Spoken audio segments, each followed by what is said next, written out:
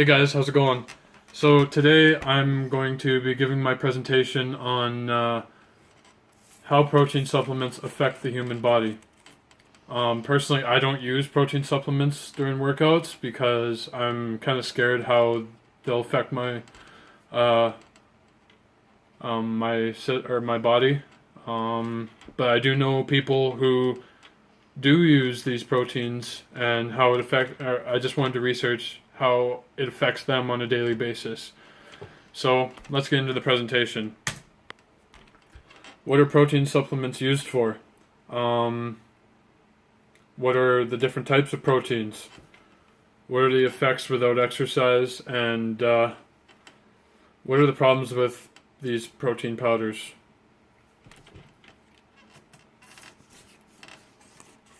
What are they used for? To help improve workouts. They provide you with a source of energy. Um, so you can get these guns. They help with recovery. Everybody loses electrolytes during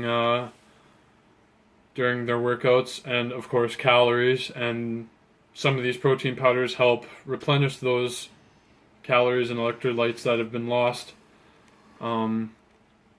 Without these, you won't be able to have a proper recovery, and it could affect you in a negative way.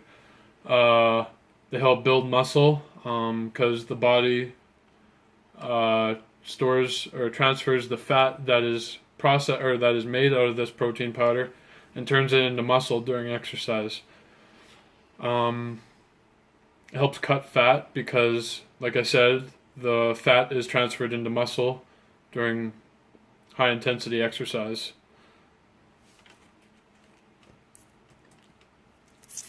How do you get these proteins naturally? You can get them from various meats, such as like chicken, turkey, fish, especially tuna. Tuna is a very high protein fish. Various vegetables can be used or can be eaten and can give you extreme or not extreme, a very healthy protein supplementation, such as soybeans, chickpeas, and any other types of soy or any other types of beans. Tofu, I found, is very high in protein. I know a lot of vegetarian and vegan athletes use this because they can't get protein from meat. So, yeah. Oh, and sorry, eggs are a very high in protein too. Uh, what is the problem with protein powders if you don't exercise regularly? Increased body fat. If the fat isn't transferred into muscle during exercise, it just sits there and builds up and builds up until you just become overweight. Deamination of the liver. Your liver is used to process sugars, especially the sugars in protein powders. But that is also done through exercise, and without exercise it just builds up in the liver and the liver can't process it because it can't keep up. Loss of muscle tone. With the increase of fat, you gradually lose your muscle tone, and that takes a long time to get back after after it has been lost. Strain on the kidneys. The kidneys play a big part in processing these protein powders, and if it just builds up and builds up, your kidneys can't process it properly.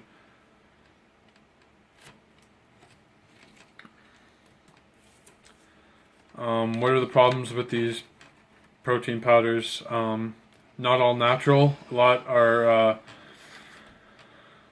filled with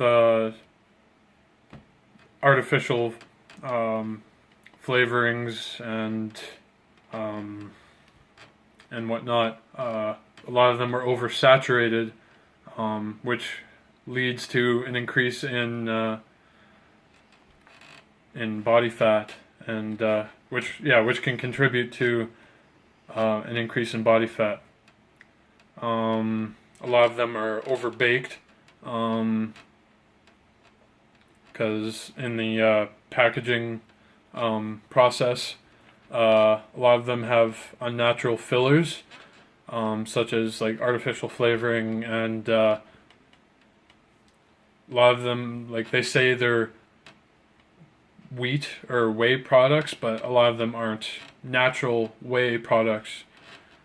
And this can lead to a calcium depletion in the protein powders. So, and which will transfer over to you. This will not. It'll help, or it won't provide a full source of calcium.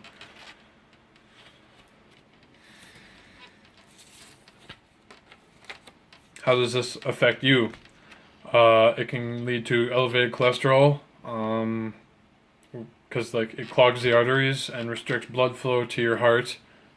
It leads to intestinal problems because it can just bunch up, and the intestinal system won't be able to process it properly.